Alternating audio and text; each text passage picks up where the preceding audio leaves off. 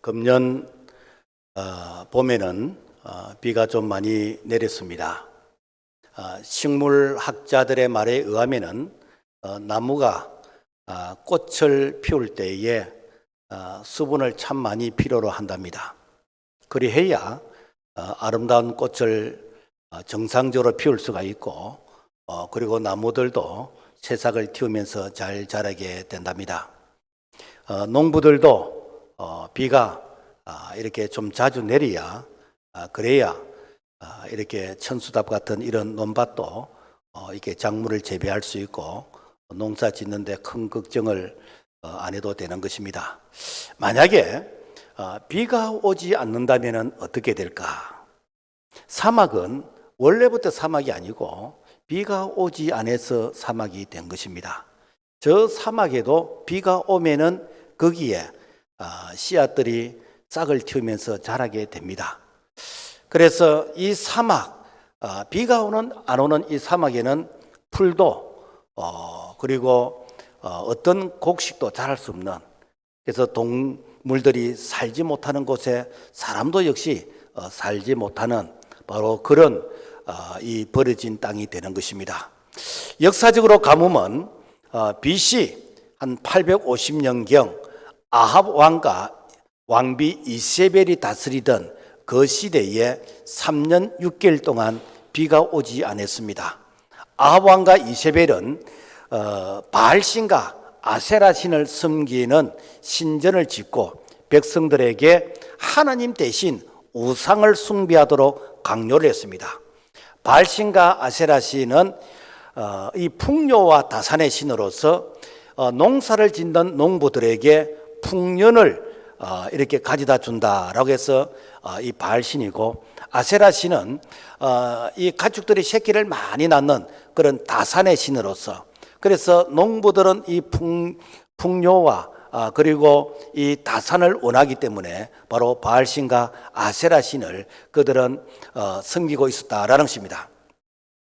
그래서 하나님께서 햇빛과 비를 주시고 하나님께서 참 이렇게 식물들이 자라게 하시는데 이것을 알지 못하고 그들의 신이 이렇게 풍년을 주고 그리고 가축이 새끼를 많이 낳는다라고 생각하는 그들에게 하나님께서는 진노하셔서 그 북이스라엘 땅에 3년 6개월 동안 가뭄으로 끝난 게 아니고 이슬마저도 내리지 아니하는 그런 저주를 받은 그런 황폐한 땅이 되어졌습니다. 자, 그렇다면은 오늘날은 뭐 비가 안 오면은 뭐 지하수를 개발하면 되겠지, 아니면은 강물을 끌어들이면 되겠지라고 생각하는데, 사실 우상을 섬기는 사람들, 그들의 마음이 그야말로 건조해지고 그리고 황폐해져 있다라는 것입니다. 이 시대에 바알신은 바로 황금 만능주의, 만몬의 신인 것이고, 아세라 신은 쾌락을 즐기는 그야말로 동성애, 동성혼 같은 이런 쾌락의 신인 것입니다. 이런 신이 사회 곳곳에 퍼져가 있고 이것이 행복을 가져다 준다 생각하고, 그야말로 이 신이 이제는 교회 깊숙이 들어와 있습니다. 그 결과 이 바알신과 아세라 신을 섬기는 자들은 은혜가 말라버렸어요. 그래서 물질적으로는 풍요해도 영적으로는 건조해져서, 그래서 정신적으로 그야말로 영적으로 황폐해져서, 그 사람들이 이렇게 육신적으로는 넉넉해도 그 영혼이 공부해짐으로 말미암아 1년에 자살자가 한 15,000명, 그리고 쾌락을 즐기는 마약 중독자들이 한 45만에서 한 50만 명, 비공식적으로. 그리고 이 낙태를 비공식적으로 이렇게 합하면 1년에 한 100만 명이 넘게 되어지는, 그러니까 뭐 이렇게 인구 절벽이다, 뭐 1년에 이렇게 출산율이 0.7밖에 되지 않는다, 1년에 출산율이 26만 명이다라고 하는데, 사실은 이 낙태와 그리고 마약 중독자와 이 자살자들만 우리가 막아내도 사실은 인구 절벽의 이 절규를 우리가 해결할 수 있다라는 것입니다. 왜 이런 현상이 생겼지요? 영적 기근 때문에. 우리는 사회의 어떤 구조와 모순을 우리가 타하기 전에 우리가 빨리 우리가 하나님의 은혜를 우리가 이렇게 사모하면서 그래서 우리의 심령 속에 이 성령의 단비가 임해서, 그래서 내 영혼이 살고 가정이 살고 교회가 살고 이 사회가 살고 민족이 사는 이 일에 오늘 우리가 정말 이렇게 주인공이 되어서 이 사회를 영적으로 새롭게 만드는 그 일에 우리가 쓰임받을 수 있기를 주의 이름으로 부탁을 드립니다. 자, 그렇다면 가뭄의 원인이 무엇일까? 아합 왕은 BC 한 874년 북이스라엘의 제7대 왕이었는데, 이 왕이 이 왕비를 그 바알신을 섬기는, 그러니까 우상을 섬기는 이런 왕의 딸과 정략적으로 결혼을 했습니다.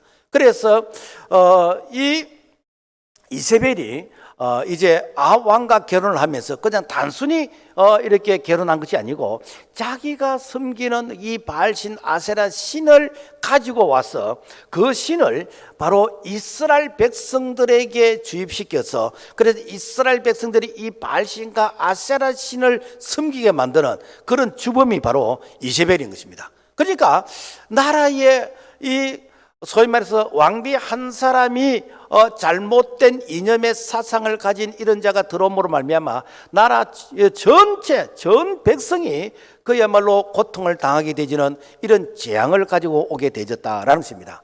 자, 그렇다면은 이 이세벨은 그 시대만 있었고 오늘날은 이세벨 같은 사람이 없을까? 오늘날도 이세벨 제2, 제3의 이세벨은 많이 있습니다. 어떤 자인가?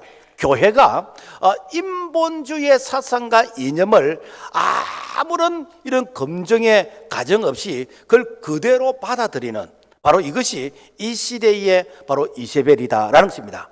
교회 안에 하나님의 창조 질서를 부정하는 이런 이 잘못된 어떤 정책이나 어떤 사상들, 여러분 산하지 않은 성경 말씀을 부정하는 것입니다.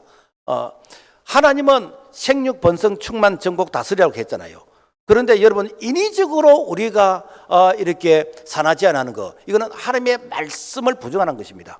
뿐만 아니라 우리가 황금 만능주의, 돈만 있으면 된다.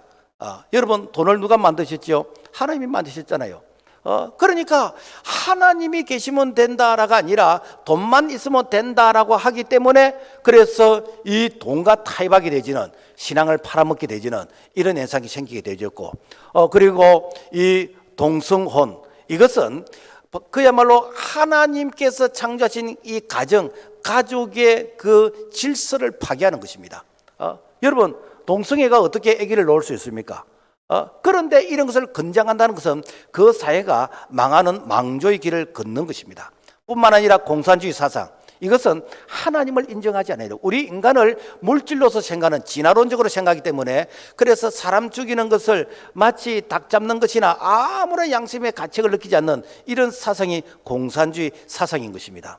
뿐만 아니라 나쁜 인권, 그리고 종교차별금지법, 우리가 이 인권 중요합니다. 그러나 그 인권 내 속에는 그야말로 독소조항이 숨어 있는데, 우리가 이 복음을 전하는 이것이 이제는 인권이란 이름으로서 통제가 되어지는 바로 이런 시대. 그래서 예수님만이 구원자이십니다, 예수를 믿어야 구원받습니다, 이렇게 하면은 그 종교차별금지법에 이제는 걸리게 되어서 이런 것이 제한받게 되지는, 뿐만 아니라 상대방의 의사도 물어보지 않냐고 우리가 전도지를 주고 예수 믿으라고 할 때에 이것도 역시 인권에 해당되지는, 그래서 결국에는 어떻게 되는가?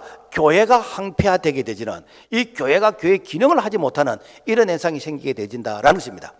뿐만 아니라 이 성경보다도 이성과 과학을 더 신뢰하게 되지는, 그래서 과학이라 그러면은 신앙을 초월해서, 하나님의 말씀을 초월해서 이제는 하나님의 말씀도 이제는 부정하게 되지는 이런 시대를 우리가 살아가고 있습니다.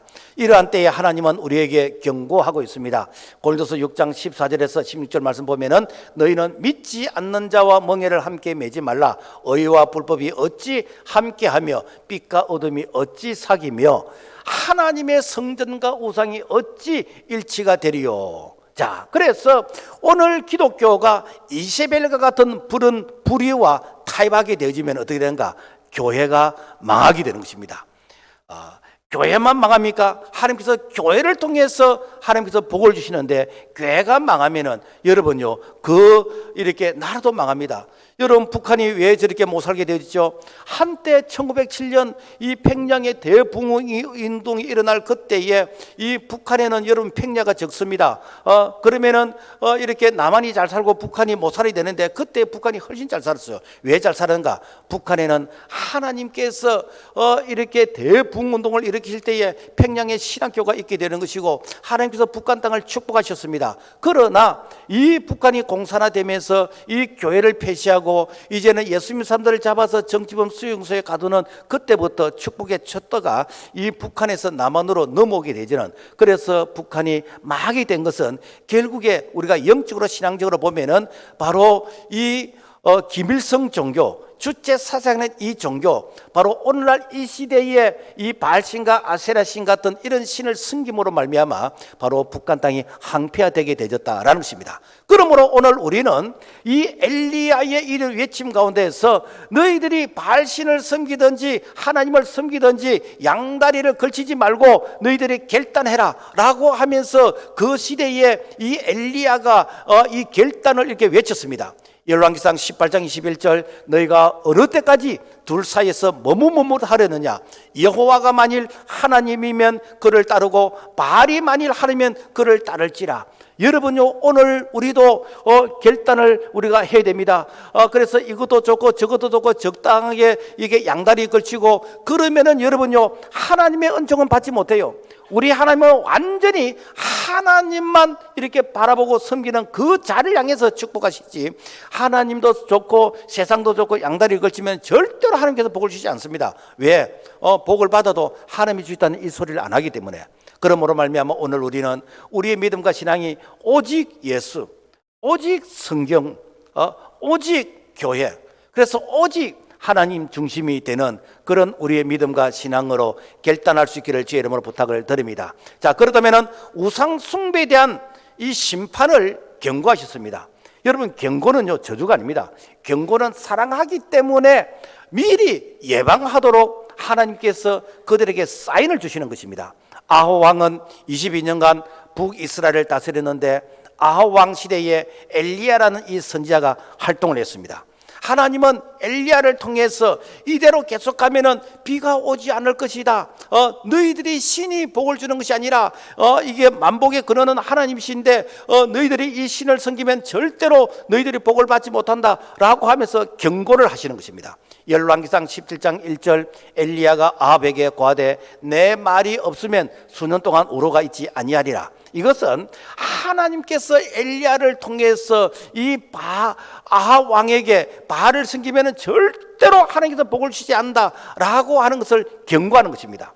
만약에 그들이 바알과 아세라 신을 섬기는데도 불구하고 그래서 풍년이 되어지고 가축이 번성하게 되어지면 뭐라고 하겠습니까? 하나님 안 섬기도 잘만 되네, 하나님 안 섬기도 뭐 잘 살기만 하고 그래서 잘 된다라고 하면서, 그러면서 그들이 자기들의 어떤 신을 합리화시키지 않겠습니까? 하나님은 하나님의 말씀, 언약을 배반하고 우상을 섬기면 하나님께서 이렇게 이 땅에 이 햇빛과 비를 적당히 주신 게 아니라 이렇게 가뭄이 온다는 것을 이미 성경을 통해서 그들에게 예언하셨습니다. 신명기 28장 20절에서부터 말씀 보면은 너가 악을 행하여 그를 잊음으로 너 손으로 하는 모든 일에 여호와께서 비 대신에 티끌과 모래를 너 땅에 내리시리니 그것들이 하늘에서 너 위에 내려 마침내 너를 멸하시리라. 여러분, 비가 내려야 되는데 여러분요, 모래비가 내린다는 거요. 왜 모래비가 내리죠? 바람이 부니까 그야말로 이 먼지와 이 모래와 이 티끌이 그야말로 이게 날아다니는 그런 현상. 여러분요, 그 땅이 여러분 저주받은 땅 아니겠습니까?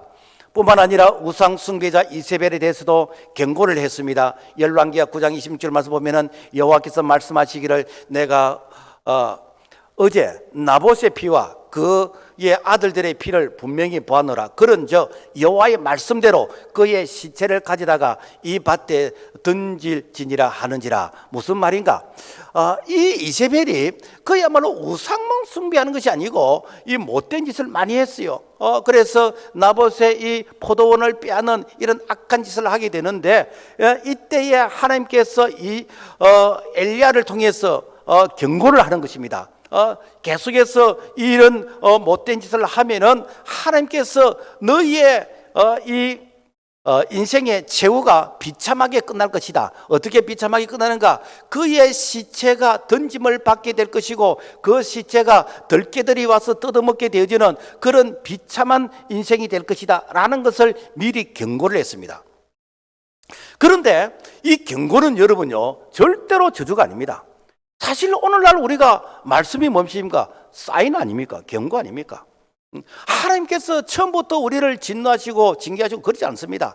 하나님께서 시대마다 하나님께서 선지자를 보내시고 시대마다 하나님께서 주의 종을 통해서 말씀을 우리에게 주시고 그래서 계속해서 말씀을 주시고 그리 해도 듣지 않으면 어떻게 됩니까? 그러면은 인생 몽둥이가 있게 되는 것이고 그야말로 이제 환난과 시련이 오게 되어지는데, 근데 놀라운 사실은 이 이세벨의 이름이 그 시대만 있는 것이 아니고 오늘날 교회도 이 교회가 배교하는 이러한 이 사상을 가지고 있는 자를 향해서 이세벨이라 라고 하면서 이렇게 대명사로 쓰이고 있다라는 것입니다. 그래서 요한계시록 22장 20절의 말씀 보면은 너에게 책망할 일이 있노라. 자칭 선지자라 하는 여자 이세벨을 너가 용납함이니 그가 내 종도를 가르쳐 깨어 행음하게 하고 우상의 제물을 먹게 한도다. 무엇인가?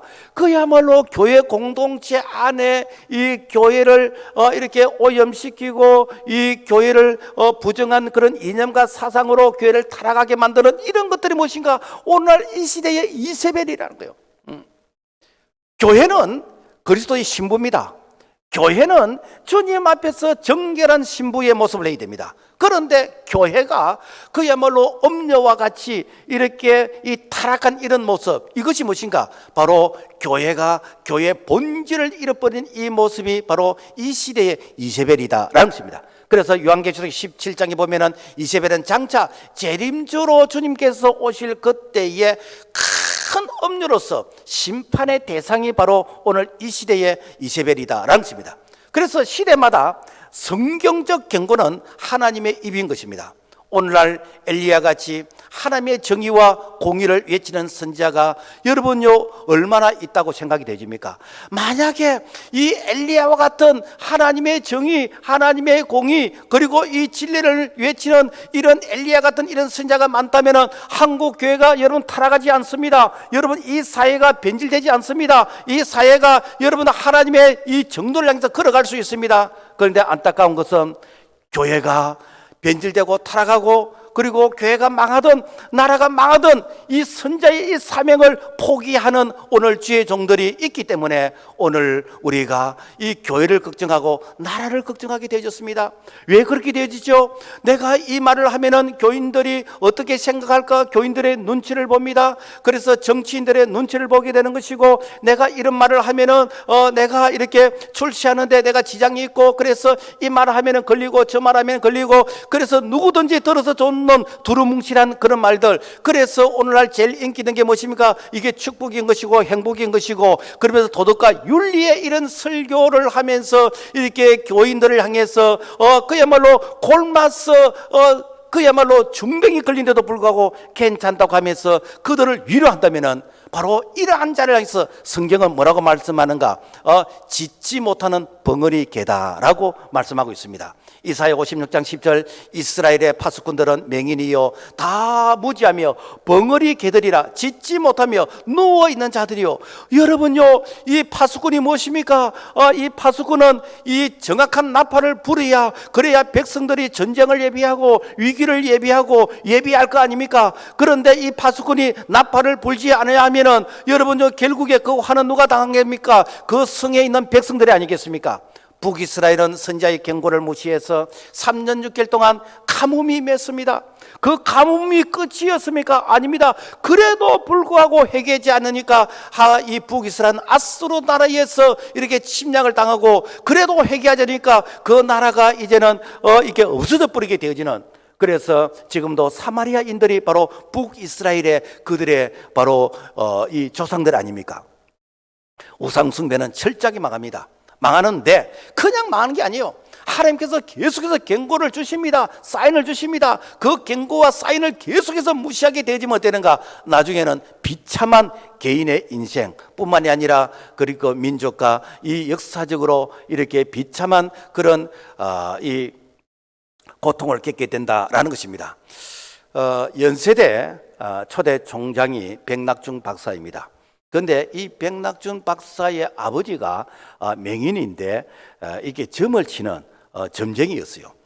그러니까 맹인이 뭐 특별히 이게 노동력이 없으니까 그래도 묵고 살아야 되니까 이 점을 치는데, 그런데 용하다는 그런 소문이 나서 그래서 많은 사람들이 이제 이게 그 점을 보러 오는, 그래서 수입이 좀 괜찮았던 것 같아요. 그러니까 한 번은 어떤 전도자가 그 백낙준 박사 아버지 그 점치는 그 점괘를 보는 그 앞에 서서 여보시오,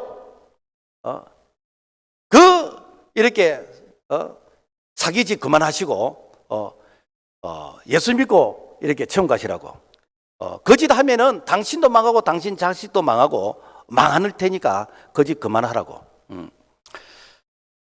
그 말을 들었을 때 어떤 생각이 들겠습니까? 예수쟁이, 재수 없이 말이죠. 지나 예수나 믿든지 천당이지 만당이지 갈 것이지 이렇게 자기에게 쓴소리 한다고 되게 기분 나쁘게 그렇게 맞받아쳤습니다. 그런데 집에 가서 가만히 생각하니까 거짓 하면은 당신도 망하고 당신 자식도 망하고 그렇게 사기 그만 치고 예수 믿으라고. 이 말이 그야말로 잠이 안 오는 거예요. 그러다가 결국에 참 어떻게 하면 예수를 믿을 수 있을까? 교회를 가게 되지고 교회를 가서 은혜를 받게 되었습니다. 그래서 은혜를 받고 보니까 내가 여태까지 사람들을 속여서 돈을 벌었어. 그래서 내가 사람을 속여서 벌었던 그 돈을 다 팔아서 내가 헌금해 버렸어요.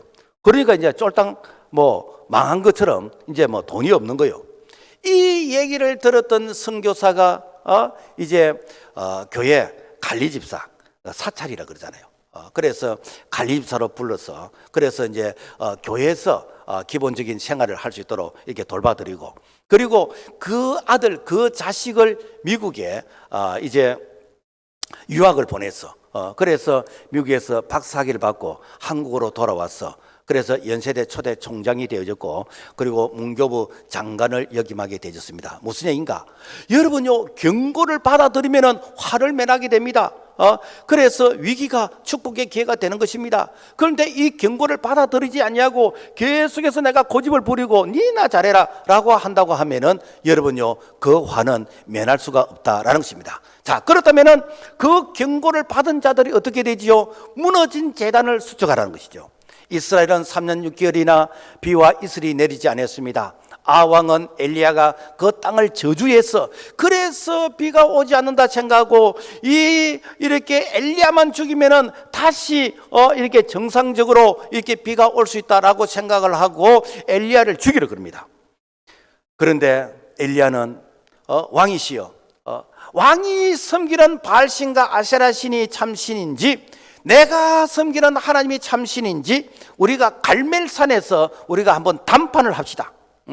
그러니까 생각할 때 850명하고 한 명하고 이 숫자 싸움에서 850명이 이길 것 같아요. 그래서 열왕기상 18장 19절 말씀 보면은 바알의 선지자 450명과 아세라 선지자 400명을 갈멜산으로 모아 내게로 나오게 하소서. 자, 여기서 왜 하필이면은 갈멜산으로 갈까? 아니 뭐 주변에 산들도 많고 산 아니라 할지라도 뭐 이렇게 좋은 평지도 있고 한데 왜 갈멜산을 가야 될까? 이 갈멜산은 오늘 이 시대에 바로 교회라는 거예요. 열왕기상 18장 3절 엘리야가 모든 백성을 향하여 그 무너진 여호와의 제단을 수축하되, 자, 그래서 이 갈멜산은 그동안에 너희들이 하나님 앞에서 성전 제사를 드리지 못했던 그 무너진 그 성전을 다시 재건하는 것이 갈멜산인 것입니다. 그래서 우리가 그동안에 우리가 세상에 이 잘못된 이념과 사상과 그리고 타락한 이런 문화를 받아들임으로 말미암아 우리가 이렇게 예배가 무너지고 우리가 이렇게 신앙이 무너졌다면은 그 무너진 신앙을 다시 수축하는 것이 무엇인가? 이게 갈멜산의 제단인 것입니다. 그래서 이스라엘 백성들로 하여금 그 무너진 제단을 다시 쌓기 시작합니다. 열왕기상 18장 31절에서 말씀 보면은 야곱의 아들들의 지파의 수요를 따라 엘리야가 돌 12개를 취하니 그가 여호와 이름을 의지하여 그 돌로 제단을 쌓고, 자, 엘리야가 12지파의 수요를 따라서 이게 돌을 제단을 쌓았다. 이 말은 뭔가 하면은 하나님께서 12지파를 통해서 하나님의 나라 신정 국가를 이루시는데, 바로 12지파는 하나님의 나라의 백성들을 상징하는 것입니다. 그래서 하나님 나라의 백성들이 다시 무너졌던 이 성전을 다시 재건한다는 것입니다. 다시 이 제단을 이렇게 재건한다는 것입니다. 그리고는 엘리야는 바알 선지자 450명과 아세라 선지자 이 400명과 이제 담판을 하게 되는데, 그래서 바알 선지자들이 먼저 자기들의 신의 이름을 부르기로 했습니다. 그러면서 바알이여 우리에게 응답하소서. 그렇지만은 이 바알 신은 죽은 신이잖아요. 아침부터 저녁까지 그들의 신의 이름을 부르도 그들의 신의 이게 반응이 없습니다. 자, 이제는 엘리야가 차례가 됐습니다. 여호와여 내게 응답하소서. 그랬더니 여호와의 불이 내려서 이 번제물과 나무와 돌과 흙을 태우면서 도랑에 물을 다 이렇게 태우게 되는 것입니다. 무엇인가? 살아계신 하나님, 살아계신 하나님께서 엘리야의 기도를 들으시고 응답하시는 것입니다. 그래서 이 바알과 아세라, 소위 말해서 이렇게 우상을 섬기는 이 사제들, 그들을 이게 다 죽이고, 그래서 이 하나님이 참신이란 것을 그들에게 증명 이게 보여주셨습니다. 중요한 것은 이 엘리야가 그냥 단순히 그냥 하나님이여 불로 응답하소서라고 했는가? 그럴지 않아요. 성경을 보면은 저녁 소재 드릴 때에, 그러니까 그 당시에 아침으로 하나님 앞에 예배를 드리고 저녁으로 함께 예배를 드리고 아침 소재 저녁 소재를 드렸다는 것입니다.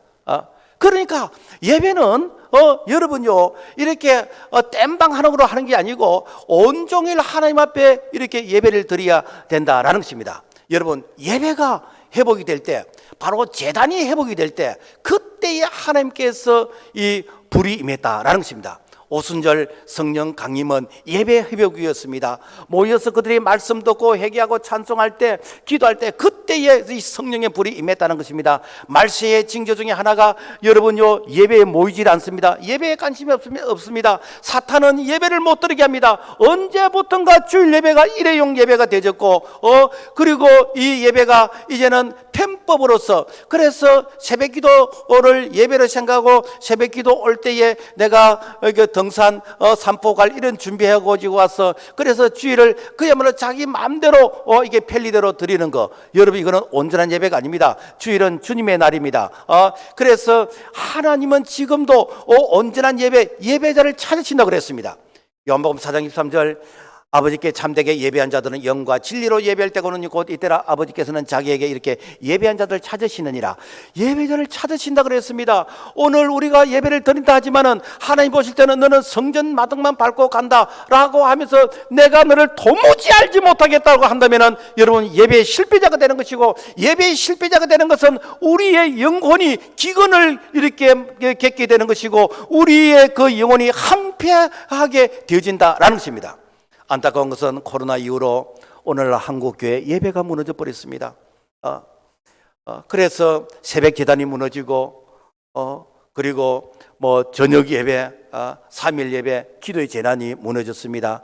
그리고 참 이렇게 희귀한 유튜브 예배라는 그런 희귀한 예배가 등장해서 그래서 내가 집에서 예배 드린다, 듣기 좋은 말로 이렇게 유튜브 예배, 이 유튜브 예배는요 이거는 중환자실에 있다든지 정말 내가 참 예배 드릴 수 있는 그런 환경에 있지 않은 참 군인들이 보초를 서면서 뭐 특별한 어떤 그런 환경이 있는 자들은 임시 방편으로 이렇게 유튜브로서 이렇게 대응이 되지만 이것이 근본적인 예배는 아닙니다. 여러분요 이런 상태로 계속하면은 북이스라엘처럼 교회가 우리의 심령이 황폐하게 되진다라는 것입니다. 그래서 이 북이스라엘은 여러분요 이 예배가 이 제단이 무너짐으로 말미암아 그래서 가뭄의 재앙이 온 거 아닙니까?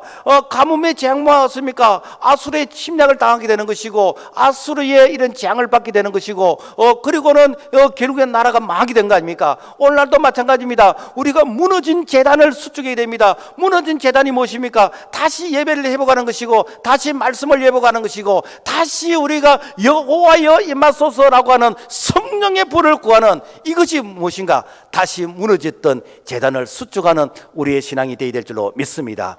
그 다음에 성령의 단비를 삼아야 됩니다. 물은 성령을 상징적으로 이렇게 의미를 하고 있습니다. 지구의 약 한 75%가 여러분 물이고, 그리고 우리 몸의 약 한 75%가 물이라고 합니다. 그래서 물은 생명과 같습니다. 우리가 금식 40일 한다 그러는데 사실은요, 그 단식이에요. 우리가 물 안 마시면 여러분 죽습니다. 물은 그야말로 살리는 생명체예요. 그래서 성령을 물과 같이 이렇게 비유를 하고 있습니다. 요한복음 7장 37절에서 말씀 보면은 예수께서 누구든지 목마르거든 내게로 와서 마시라. 이는 그를 믿는 자들이 받을 성령을 가리켜 말씀하신 것이라. 예수님께서는 목마른 자들이 오라. 내가 너에게 H2O 이 물만 주는 것이 아니라 영원히 목마르지 않는 내가 성령을 내가 생수같이 내가 너에게 주겠다라고 약속했습니다. 그래서 실제로 사랑에 목마르던 수가성 여인에게 예수님께서는 영원히 목마르지 않는 성령을 주셨어요. 그래서 요한복음 4장 13절 말씀 보면은 이 물을 마시는 자마다 다시 목마르거니와 내가 주는 물을 마신 자는 영원히 목마르지 아니하리니 내가 주는 물은 그 속에서 영생하도록 솟아나는 샘물이 되리라. 영생의 샘물이 무엇이죠? 이것이 바로 성령 아닙니까? 그래서 이 여인이 이 성령을 받음으로 말미암아 물동이를 내려두고 마을에 들어가서 와보라, 내가 메시아를 만났다, 내가 구원자를 만났다 라고 하면서 증언하게 된 그 놀라운 변화가 여러분 어떻게 일어납니까? 바로 이 영생하도록 우리에게 주시는 이 성령을 통해서 놀라운 변화가 일어나게 되었다라는 것입니다. 요한계시록에 보면은 새 예루살렘 성이 있는데 그 성에는 생명수의 강이 흐릅니다. 요한계시록 22장 1절 또 그가 수정같이 맑은 생명수의 강을 내게 보이니 하나님과 및 어린 양의 보좌로부터 나와서, 자, 우리가 천국에 가면은 천국에는 생명수의 강이 흐릅니다. 이 생명수의 강이 무엇인가? 이게 하나님과 어린 양, 즉 예수 그리스도를 통해서 흘러나오는 것인데 이것이 무엇인가? 바로 이 성령의 생수의 강이라. 그래서 천국은요, 거기는 눈물이 없고 아픔이 없고 애통하는 것이 없습니다. 왜 그러니까? 거기는 성령의 생수의 강을 마시기 때문에. 에스겔서 47장에 보면은 바벨론 포로 시절에 에스겔이 이제 본 성전의 환상인데, 그래서 하나님 이 유다 백성들이 앞으로 어떻게 될 것입니까? 하나님이여 우리나라가 어떻게 될 것입니까? 라고 하면서 그러면서 하나님 앞에서 기도하는데, 그런데 이 성전 문지방에서 물이 흘러나오는데 이 물이 이렇게 성도들의 이렇게 발목을 적시고 허리를 적시고 나중에는 이게 목을 차고 나중에는 이 물이 너무 창렬해. 그래서 이제는 헤엄을 치는 그런 물이 되어졌는데, 그런데 이 강물이 흐르는 곳마다 이 물고기들이 살아나게 되는 것이고 그 주변에 이 생물체가 살아나게 되어지는 이런 이 물이 흐르는 곳마다 다시 이렇게 살아나는 회복이 되어지는 이런 역사를 보게 된 것입니다. 이게 무엇인가? 바로 너희들의 영혼이 이렇게 메말라 있고 너희들이 가뭄같이 이렇게 공고하게 됐는데 이 성전을 나오는 이 하나님의 은혜, 이 성령을 받게 되어지면은 너희들이 다시 영혼이 살아나게 되지는, 너희의 백성이 유다 백성들이 다시 살아나게 되지는 이런 환상을 통해서, 그래서 다시 그들이 희망을 가지게 되었다라는 것 아닙니까? 그러므로 우리가 성령의 단비를 삼아야 됩니다. 말세의 남종과 여종에게 성령을 물부터 부어주신다고 했습니다. 요엘서 2장 28절 그 후에 내가 내 영을 만민에게 부어주는데, 이것을 그냥 찔끔찔끔 이렇게 물을 뿌리듯이 주는 것이 아니고 부어준다는 거예요. 양동이로 부어준다는 거예요. 왜 부어주시는가? 성령이 아니고는 말세의 시대를 살아갈 수 없기 때문에, 성령이 아니고는 말세의 이 타락한 문화, 이 타락한 이런 이념과 사상 가운데서 우리의 믿음과 신앙을 지킬 수 없기 때문에, 그래서 죄가 있는 곳에 이 성령의 역사도 강하게 임하게 되는데, 우리가 세상을 이길 수 있도록 우리 하나님께서 성령을 물붓듯이 부어주시는데, 이 부어주시는 성령을 우리가 받아야 되는 것이고 성령을 삼아야 되는 것이고, 이 성령이 임하는 심령들마다 내가 살고 가정이 살고 교회가 살고 민족이 살게 될 줄로 믿습니다. 그렇다면 어떻게 하면 우리가 이 성령의 단비를 우리가 받을 수 있겠는가? 회개하라고요. 이스라엘이 바알신과 아세라를 신을 섬기는 그 우상 숭배 때문에 이 3년 반 동안 땅이 황폐해졌습니다. 그야말로 비만 오는 것이 아니라 이슬도 내리지 않았습니다. 이때에 갈멜산에서 이 바알신을 섬기는 아세라신을 섬기는 이 850명을 이렇게 죽이고 우상을 그 제단을 다 부수었습니다. 그리고 엘리야가 이제는 기도했더니 그랬더니 닫혔던 하늘 문이 열리면서 이제는 장대비 같은 비가 내리게 되는데 그때에 이스라엘의 메마른 땅에 이 단비를 통해서 다시 죽었던 이렇게 생명체들이 이제는 살아나게 되지는 그런 놀라운 일들을 보게 된 것입니다. 오늘날도 마찬가지입니다. 이 시대의 바알신과 같은 이런 이 맘모니즘, 이런 재물의 이런 신, 아세라신 같은 이 쾌락의 신, 이 동성애와 이 낙태와 같은 이런 어떤 쾌락의 이런 신 때문에 그야말로 우리의 신앙이 그래 항폐해졌습니다. 그래서 이 바알신 때문에 우리 신앙을 팔아먹습니다. 아세라신 때문에 그야말로 이 쾌락으로서 가정이 병들게 되는 것이고 오늘 사회가 이 병들게 되었습니다. 이러한 때에 여러분요 회개해야 됩니다. 회개하지 않으면은 여러분요 은혜가 임하지 않습니다. 은혜가 메마르게 되어집니다. 그래서 여러분요 왜 우리에게 이 찬송의 이 기름 부음이 없고 기도의 기름 부음이 없고 이 말씀의 은혜가 없고 예배의 감동이 없습니까? 이유는 딱 하나입니다. 성령이 고갈되었기 때문에. 회개하면은 성령을 주십니다. 이 성령은 거룩한 영이기 때문에 이 더러운 마음에 절대로 성령이 임하지 않습니다. 베드로가 성령 충만한 가운데서 말씀을 전할 때 형제들아 우리가 어찌할까 하거늘 베드로가 이르되 너희가 회개하여 각각 예수 그리스도 이름으로 세례를 받고 제사함을 받으라 그리하면 성령의 선물을 받으리니. 여러분요 이 성령은 모든 것을 가능하게 하는 것입니다. 우리가 집에서 기도할 때 건강 주세요, 돈 주세요, 행복 주세요, 평강 주세요, 주세요 라고 하는데 한마디로 딱 하면은 여러분요 뭡니까? 성령 있으면 해결 다 되는 겁니다. 그래서 이 성령을 받으라는 것입니다. 영적 대가성 운동은 성령 운동인 것입니다. 1903년 북한 원산 대부흥운동이 일어났는데 그 대부흥운동이 일어난 그 불씨가 무엇인가? 선교사님들이 이게 북한 땅에 원산에 와보니까 너무 사는 것이 미개한 거라. 그래서 이 선교사님들이 조금 자기들은 우월한 그런 백인주의의 우월감을 가지고 있고 이 조선 사람들은 좀 미개한 이런 민족인 거로 이런 차별성을 가지고 있었는데 이걸 하나님 앞에 해결을 하는 거예요. 그러니까 어떻게 되는가? 그 회개를 통해서 이 회개 운동이 원산을 그냥 복음화시키게 되는 거예요. 나중에 1907년 평양 대부흥 운동이 있는데 이때도 길선주 장로님이 내 친구가 내 아내는 숫자 개념이 없어서 그래서 재산을 자네가 좀 맡아주게 라고 했는데 그 재산을 내가 이렇게 착복을 해버렸어. 그런데 성령께서 이걸 자꾸만 이렇게 지적을 하는 거예요. 그래서 공의 앞에서 참여를 했습니다. 내가 이러이러한 죄를 지었습니다. 여러분 내가 다시 돌려드리겠습니다 라고 했더니 또 다른 사람이 오면서 내가 서방질을 했습니다. 내가 이렇게 둘째 마누라하고 내가 살고 있습니다 라고 하면서 회개운동. 이 회개운동이 그야말로 날이 새고 그리고 일주일이 지나고 한 달이 지나고 그야말로 계속해서 회개운동이 일어난 그 회개운동을 통해서 여러분 북한 땅에 복을 받은 거 아닙니까? 이 회개운동을 통해서 3.1 독립운동이 일어나게 되는 것이고 결국에는 이게 대한민국이 이렇게 해방하게 된 그 불씨에는 뭐가 있었는가? 바로 성령의 이런 회개운동이 그 불씨가 되어졌다라는 것입니다. 여러분 회개하는 심령들마다 하늘 문이 열리게 되는 것이고 하나님께서 성령의 단비를 주시는 것입니다. 그래서 회개하게 되면은 성령의 열매를 맺는 것이고 전도 열매를 맺는 것이고 기도 열매를 맺는 것이고 여러분이 회개하는 이 곳마다 하나님께서 살아나게 되지는 그런 역사가 일어나게 하신 줄로 믿습니다. 그러므로 말미암아 우리가 성령의 단비를 삼아야 됩니다. 예수님께서 부활하신 후 제자들을 만나서 성령 받으라고 말씀하셨습니다. 요한복음 20장 22절 말씀 보면은 이 말씀을 하시고 그들을 향하여 숨을 내쉬며 성령을 받으라. 여기서 숨을 내쉰다 이 말은 이거예요. 우리가 이렇게 갑자기 사람이 쓰러지거나 졸도하게 되면은 인공호흡을 하잖아요, 그죠? 그때에 입에다가 이게 호흡을 불어넣는 그런 호흡. 이것이 무엇인가? 숨을 내쉬며.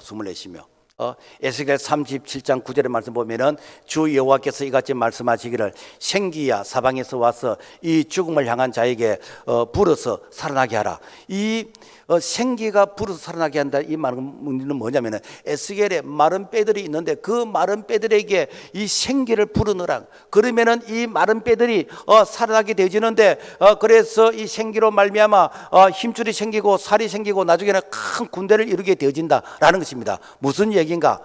그야말로 그 죽은 시체와 같은 그런 소망 없는 그런 자들에게 성령이 들어가면 살아나는 역사가 일어난다라는 것입니다. 사실은 이 말씀의 이 배경이 하나님께서 최초로 우리 인간을 이렇게 이게 만드실 때 흙으로 빚을 만드시고 그리고 그 코에 루하 생기를 불어넣으심으로 말미암아 살아있는 생명체 바로 생명이 되어졌다라는 것입니다. 자, 그런데 우리 예수님께서 제자들에게 숨을 내쉬어 성령을 주시는 이것이 무엇인가? 똑같은 원리예요. 오늘 우리가 예수 믿고 구원받게 된 것도 허물과 죄로 죽었던 소망 없는 우리들에게 그야말로 이 생기가 들어감으로 말미암아 성령이 들어감으로 말미암아 오늘 우리가 살아나게 되지는 그런 생명체가 되어졌다라는 것입니다. 이것이 무엇인가? 바로 성령의 역사인 것입니다. 그래서 이 성령이 들어오게 되면은요, 그야말로 살아나게 되어지는 그런 역사가 일어난다라는 것입니다. 미국의 부흥사 다니엘 힐턴이 이 무디 목사님의 부흥 집회에 참여해가지고 은혜를 받게 되었습니다. 그래서 이렇게 내가 이 성령이 무엇인지 그야말로 성령 체험을 해보게 되니까 이 성령이 계속해서 내 속에 그대로 있으면 좋겠어. 여러분요, 우리가 이렇게 성령 받으라고 목사님이 이렇게 자꾸 외치고 하는데 여러분 성령이 무엇인지 알지도 못하는 그런 경우를 우리가 이렇게 스스로 느끼게 됩니다. 우리가 가끔 그런 얘기 하잖아요. 고기를 먹어본 사람이 잘 먹는다고. 그래서 내가 LA 갈비를 먹어본 사람은 또 LA 갈비가 땡깁니다. 삼겹살을 먹어본 사람은 또 삼겹살이 땡깁니다. 왜? 그 맛을 알기 때문에.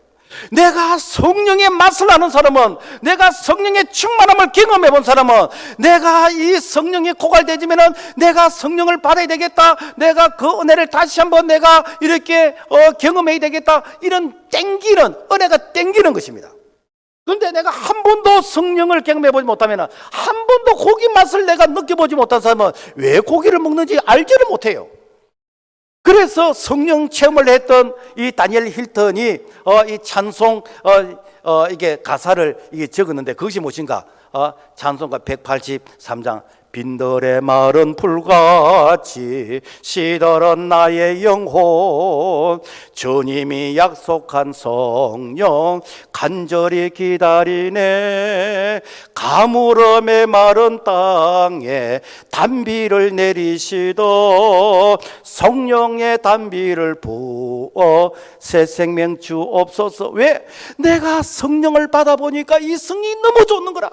그래서 이 성령이 일의 영으로 끝나는 것이 아니라 내 이 심령 속에 그야말로 단비로 계속 임하기를 원하는 이 마음이 무엇인가? 이것이 바로 빈들의 마른 땅에 이 비가 오듯이 내 심령에 성령의 단비가 임하기를 사모하는 이것이 바로 오늘 성령을 아는 자들의 신앙의 고백이다라는 것입니다. 그래서 신구약을 통해서 선자들의 공통적인 그들의 이게 사모함은 무엇인가? 성령이었습니다. 엘리야는 성령의 역사를 사모했습니다. 야고보서 5장 17절 엘리야는 우리와 성령이 같은 사람이 돼 다시 기도한 적 하늘이 비를 주고 땅이 열매를 내었느니라. 무엇인가?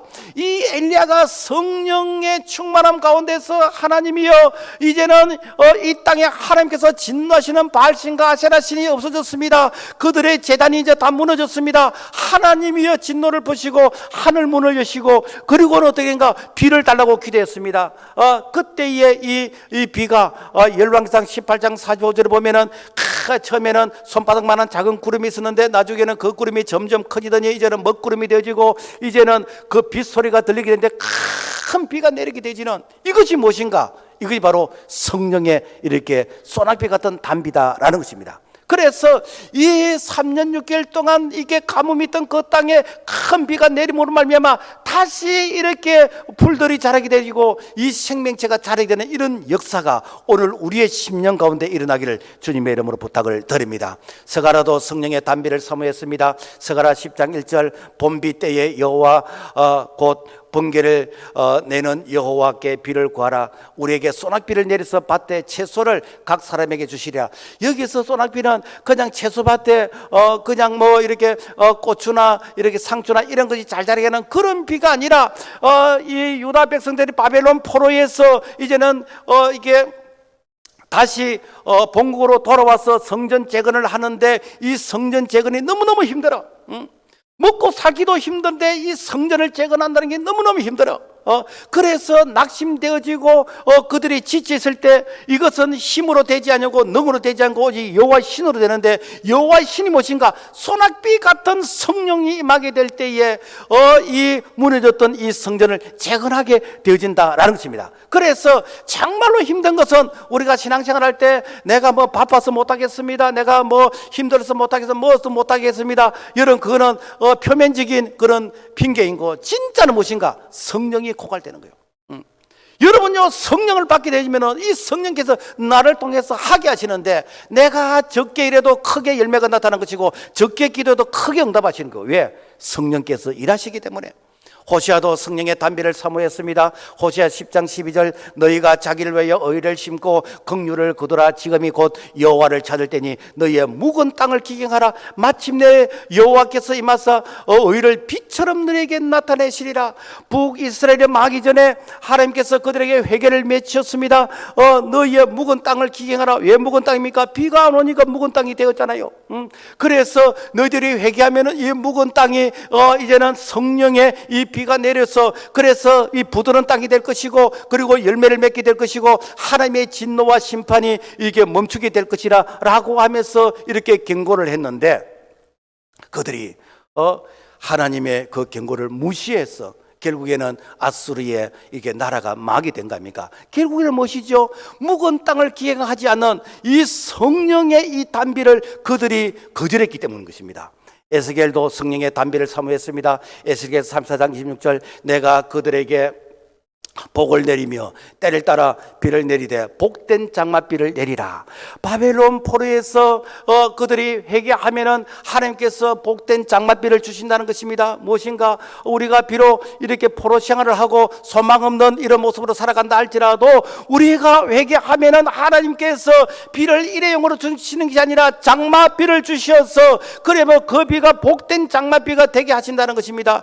그래서 오늘 우리가 뭐 이렇게 여러 가지 힘들고 내가 뭐 묶여 있고 내가 눌려 있고 여러 가지 갇혀 있는 같은 마치 바벨론 포로 같은 그런 모습이라 할지라도, 하나님이여 나에게 여러분 복된 장마비를 주세요, 하나님이여 성령의 단비를 주세요 라고 하며 기도하면은 우리 하나님께서 그 포로 같은 이런 생활 가운데서 해방과 자유를 주실 뿐 아니라 우리 하나님께서 우리에게 다시 신앙이 재건되게 되지는 그런 은혜도 허락해 주신 줄로 믿습니다. 오순절 성령도 마가다락방에 여러분 그들이 열흘 동안 전혀 기도에 힘쓸 때, 그때에 그들의 성령의 이 소낙비 같은 단비가 임하게 되어진 것입니다. 뿐만 아니라 우리가 이렇게 성령을 이렇게 구할 때 일회용이 아니고 계속적으로 우리가 성령을 사모해야 됩니다. 빌보스 사도행전 4장 31절 빌기를 담에 모인 것이 진등하더니 무리가 다 성령 충만하여 담대히 하나님의 말씀을 전하니라. 무엇인가? 여러분요, 우리가 이렇게 내가 과거에 한번 성령 받았다, 여러분요 과거에 그 성령만 내가 자꾸만 우라먹고 내가 이렇게 성령의 충만함을 사모하지 않으면은 마치 전기 자동차가 이렇게 달리는데 이렇게 방전이 다 돼가 그러면 다시 내가 리차지를 해야 됩니다. 다시 충전을 해야 됩니다. 근데 충전하지 않으면 어떻게 되는가? 아무리 고급 성령차를 할지라도 그 성령차는 이렇게 끌고 가야 되는, 이것은 짐이 되는 겁니다. 오늘 우리가 신앙의 갈록을 자랑을 하고 내가 몇 해째 내가 신앙의 집안이고 우리 부모님이 뭐라고 그리 한다 할지라도, 여러분 내가 리차지하는 이 성령의 충만함을 계속적으로 사모하지 않으면은 어떻게 되는가? 그야말로 내가 짐이 되는 것입니다. 신앙이 짐이 되는 것입니다. 내가 이렇게 이 교회를 안 가려니까 양심이 끓이고 교회를 가니까 내게 그야말로 이렇게 기쁨이 없는, 왜 그렇지요? 성령이 고갈되었기 때문에. 주님은 우리에게 말씀하십니다. 구하는 자에게 가장 좋은 것을 주시는데 그게 무엇인가? 성령이에요. 그래서 누가복음 11장 13절 너희가 악할지라도 좋은 것을 자식에게 줄 줄 알거든 하물며 너희 하늘 아버지께서 구하는 자에게 성령을 주시지 않겠느냐.